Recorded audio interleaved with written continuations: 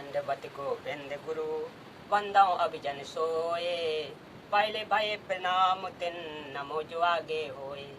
गुरु को कीजे दंडवत कोटि कोटि प्रणाम। कीट न जाने ब्रंग को यो गुरु कर आप समान। सत साहिब। हाथ श्रोता बंधु, आज मैं आप लोगों के सामने सूक्ष्म वेद की अमृत वाणी यही प्रसंग रखने का प्रयास कर रहा हूँ, तो सुनिए बड़े गौर से। आत्मा और मन को पात्र बनाकर संत गरीबदास जी ने संसार के मानव को समझाया है। कहा है कि यह संसार दुखों का घर है। इसके भिन्न एक और संसार है जहाँ कोई दुख नहीं है। वह शाश्वत स्थान है, सनातन परम धाम सतलोक। वह सुख सागर है तथा वहाँ का प्रभु अविनाशी परमेश्वर भी सुखदायी है, जो उस सुख सागर में निवास करता है। सुख सागर अर्थात अमर लोक की संक्षिप्त परिभाषा बताई है। शंखों लहर में हर की उपजे, कहर नहीं जहाँ कोई। दास गरीब अचल अविनाशी, सुख का सागर सोई।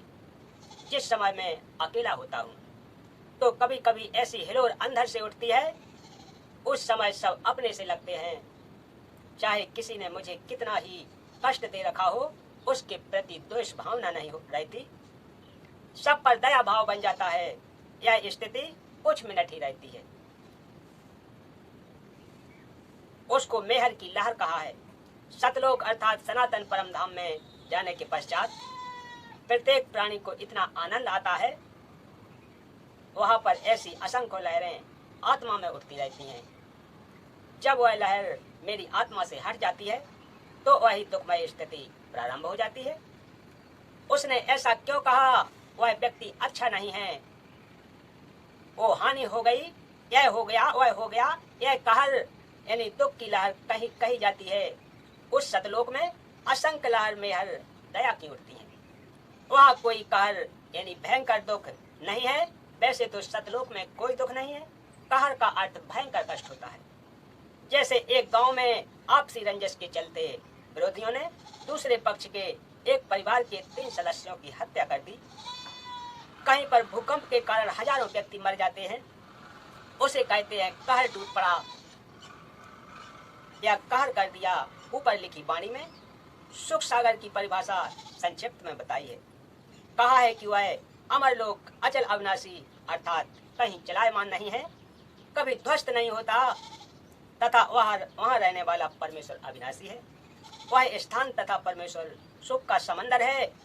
जैसे समुद्री जहाज बंदरगाह के किनारे से 100 या 200 किलोमीटर दूर चला जाता है तो जहाज के यात्रियों को जल अर्थात समंदर के अतिरिक्त कुछ भी दिखाई नहीं देता। सब और जल ही जल नजर आता है।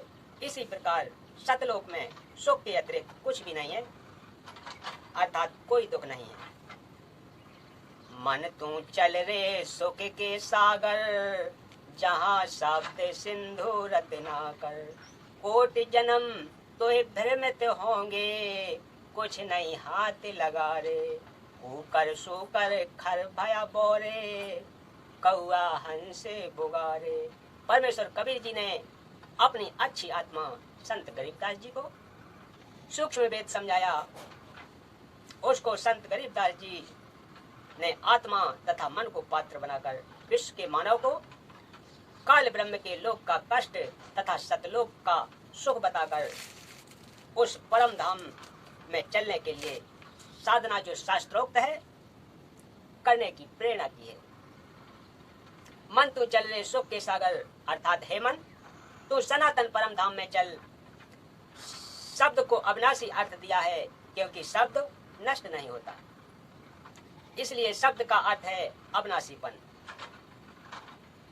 कि वह स्थान अमरत्व का सिंधु अर्थात सागर है और मोक्ष रूपी रतन का आगार अर्थात खान है। इस काल ब्रह्म के लोक में आप जी ने भक्ति भी की, परंतु शास्त्र अनुकूल साधना बताने वाले तत्वदर्शी संत न मिलने के कारण आप करोड़ों जन्मों से भटक रहे हो। करोड़ों अरबों रुपए संग्रह करने में पूरा जीवन लगा देते हो। अचानक मृत्यु हो जाती है। वह जुड़ा हुआ धन जो आपके पूर्व के संस्कारों से प्राप्त हुआ था उसे छोड़कर संसार से चला गया। उस धन के संग्रह करने में जो पाप किए वे आप जी के साथ गए। आप जी ने उस मानव जीवन में तत्वदर्शी से संत से दीक्षा लेकर शास्त्र विधि अनुसार भक्ति की साधना नहीं की, जिस कारण से आपको कुछ हाथ नहीं आया।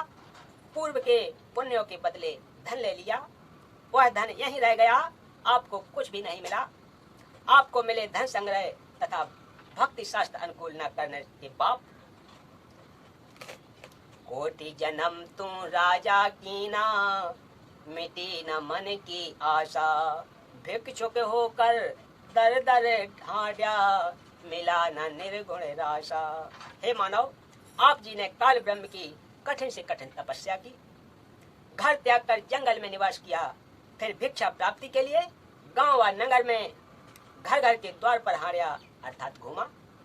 जंगल में साधनारत साधक निकट के गांव या शहर में जाता है। एक घर से भिक्षा पूरी नहीं मिलती तो अन्य घरों से भोजन लेकर जंगल में चला जाता है।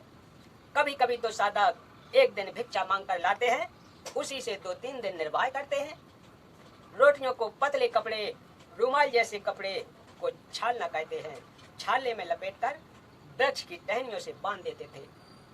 वे रोटियां सूख जाती थीं, उनको पानी में भिगोकर नरम करके खाते थे।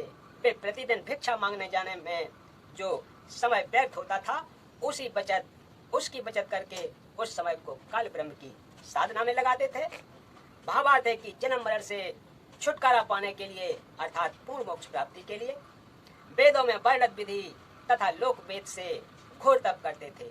उनको तत्वदर्शी संत न मिलने के कारण निर्गुण राशा अर्थात गुप्त ज्ञान, जिसे तत्व ज्ञान कहते हैं, वह नहीं मिला, क्योंकि यजुर्वेद अध्याय 40 मंत्र 10 में तथा चारों वेदों का सारांश रूप श्रीमद् भागवत गीता अध्याय 4 श्लोक 32 में तथा 34 में कहा है कि जो यज्ञों अर्थात धार्मिक अनुष्ठानों का विस्तृत ज्ञान स्वयं सचिंदानंद घन ब्रह्म अर्थात परम अक्षर ब्रह्म अपने मुख कमल से बोलकर सुनाता है, वह तत्व ज्ञान अर्थात सूक्ष्म वेद है। गीता ज्ञानदाता ब्रह्म ने कहा है कि उस तत्व ज्ञान को तू तत्व ज्ञानियों के पास जाकर समझ। उनको दंडवत प्रणाम करने से, नम्रता पूर्वक प्रश्न करने से वे परमात्म तत्व को भली भांति जानने वाले तत्वदर्शी संत तुझे तत्व ज्ञान का उपदेश करेंगे।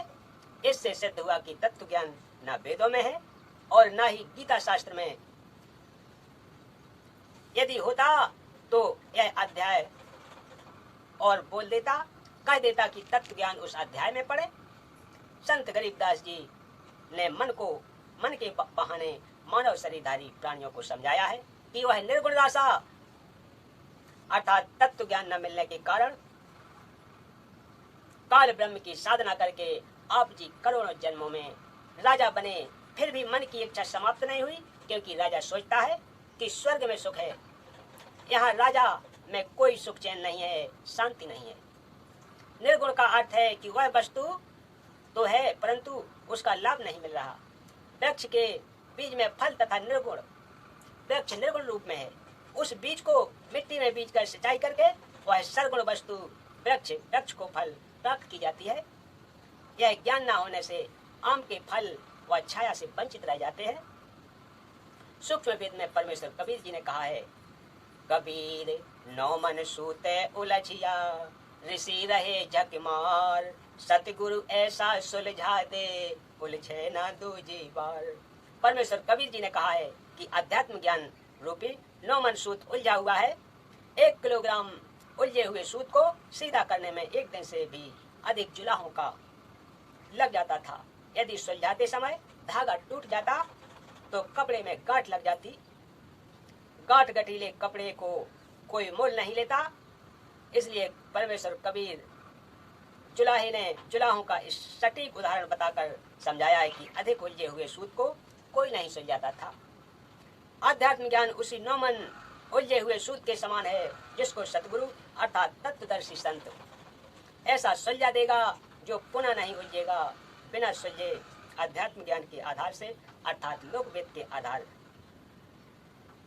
के आधार यानी लोकवेद के अनुसार साधना करके स्वर्ग नरक 84 लाख प्रकार के प्राणियों के जीवन पृथ्वी पर किसी टुकड़े का राज्य, स्वर्ग का राज्य प्राप्त किया, फिर पुनः जन्म मरण के चक्र में गिरकर कष्ट पर कष्ट उठाया, परंतु काल ब्रह्म की वेदों में वर्णित विधि अनुसार साधना करने से वह परम शांति तथा सनातन परम धाम प्राप्त नहीं हुआ, जो गीता अध्याय 18 श्लोक 62 में कहा है। और न ही परमेश्वर को वह परम पद प्राप्त हुआ, जहाँ जाने के पश्चात साधक लौटकर संसार में कभी नहीं आते, जो गीता अध्याय 15 श्लोक 4 में कहा है।